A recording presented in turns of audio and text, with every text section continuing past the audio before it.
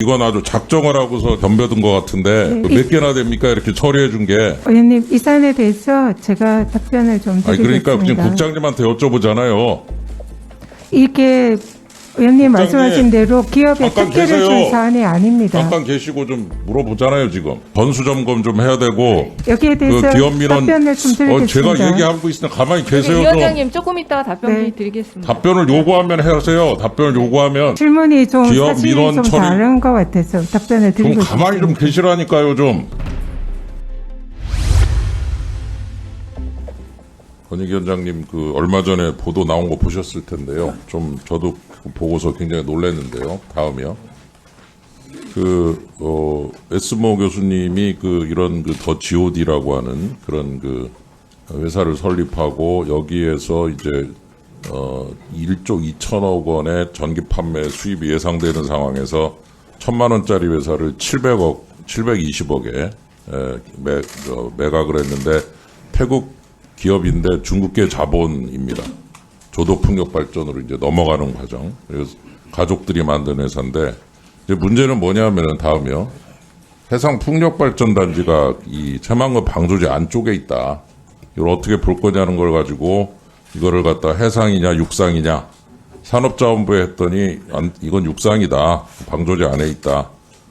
그래서 이 부분을 권익위원회에다가 했더니 권익위원회가 나서가지고 뭐 여러 부처 동원하고 그러더니 이제 해결을 해줬는데 그 해결하는 과정에서도 이게 지금 특혜 시비가 일어날 수 있는 게 본인은 2.0 정도 즉 쉽게 말해 2.0 정도 비싸게 해달라 REC 비율 또 2.13까지 올려놨어요.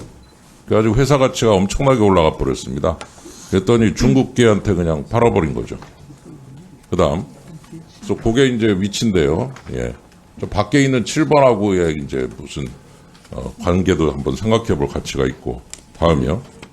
이게 산업부 입장에선 처음에는 이제 불수용으로 갔다가 이거를 갖다가 신재생만 나오면 이상해지면서 권익위가 나셔가지고 이런 식으로 뭔가 이 민원 처리라고 하는 것을 등에 업고 이 신재생에 관한 이 문재인 정부의 어떤 그런 부분을 반영을 해가지고 이상한 쪽으로 만든 게 아니냐. 다음이요.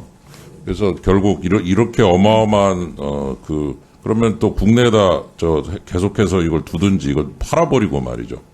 수익을 7천억대에서 1조 2천억대까지 한 5천억 이렇게 늘리는 과정에서 권익위가 아주 충실하게 역할을 해주고 보니까 민원 접수하고 나서 고충 민원 협의를 6월, 8월, 9월, 10월, 11월 해가지고서 저 5번에 걸쳐서 했던데 이게 지금 선별적 특혜 민원 처리위원회가 된 건 아닌지 제가 이걸 지금 보면서 이게 이러한 사례가 지금 굉장히 광범위하게 있는 건지 아니면 특별한 케이스인지 간단하게 도대체 이렇게 처리한 게 몇 건이나 됩니까?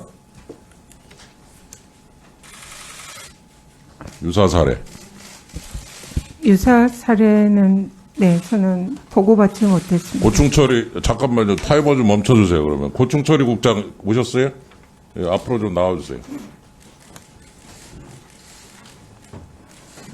예, 이런 식으로 기업과 관련해서 이렇게 처리를 화끈하게 해준 케이스가 얼마나 되십니까? 구체적으로 수치는 말씀드릴 수 없고 수치를 왜 말씀을 못해요? 저희는 이제 고충 처리국에서 예.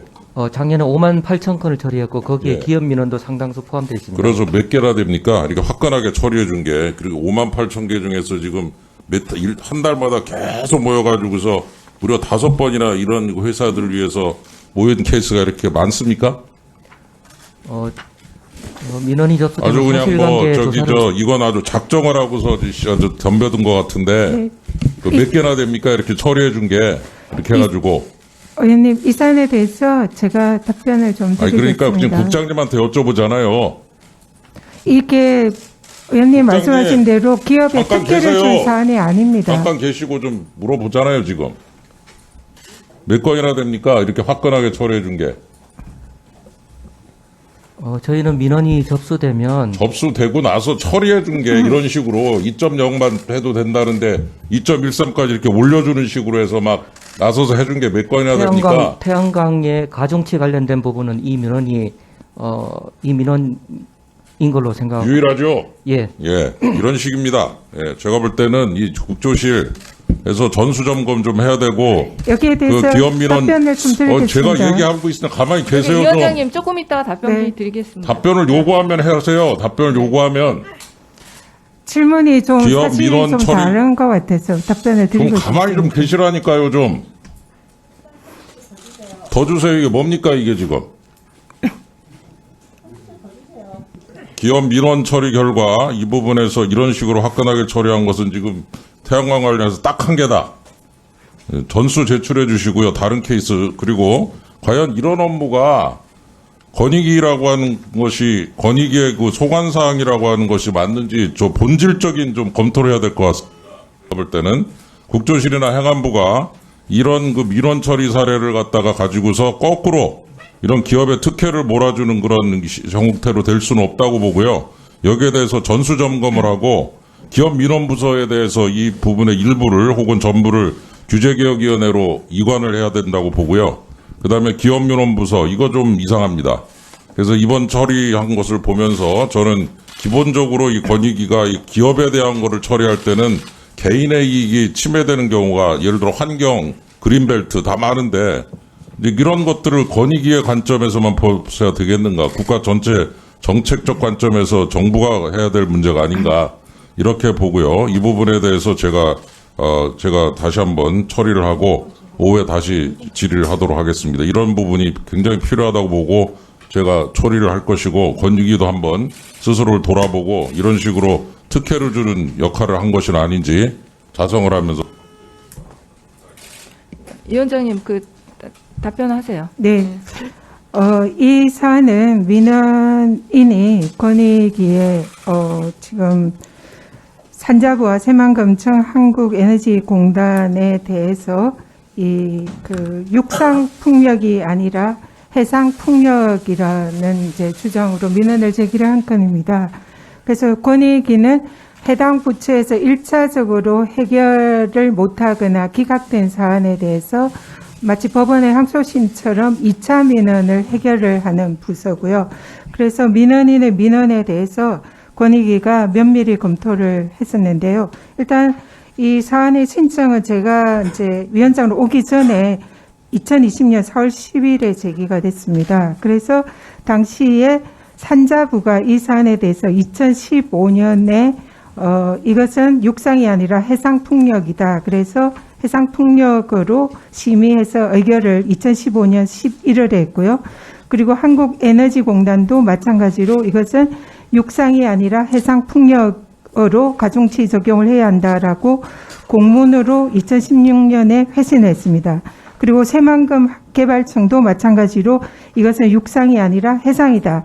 라고 해역 이용 협의를 2015년에 했고요. 그래서 권익위가 이 사안에 대해서 산자부와 에너지공단과 새만금 개발청과 함께 민원을 협의를 하고 논의를 한 결과 모든 부처에서 이것은 육상이 아니라 해상으로 기준으로 결론을 지었고 다만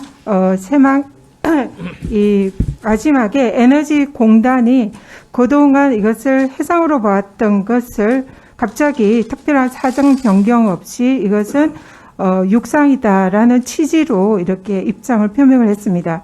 그래서 이 여러 기관과 협의를 하면서 에너지공단이 기존에 자신이 해상으로 이렇게 입장 표명을 공문으로 회신한 것에 대해서 갑자기 입장을 변경한 것이 행정의 신뢰보호 원칙에 위배될 수 있다라고 봤고요. 그래서 이 민원에 대해서는 권익위의 소위원회에서 전원위원들이 전원 합의로 의견을 표명을 한 사안입니다. 그래서 결론적으로 권익위는 특정 민원인과 무관하고 관계기관과 협의를 하고 기존 관계기관의 입장에 따라서 원칙적으로 처리했다라는 말씀을 드립니다.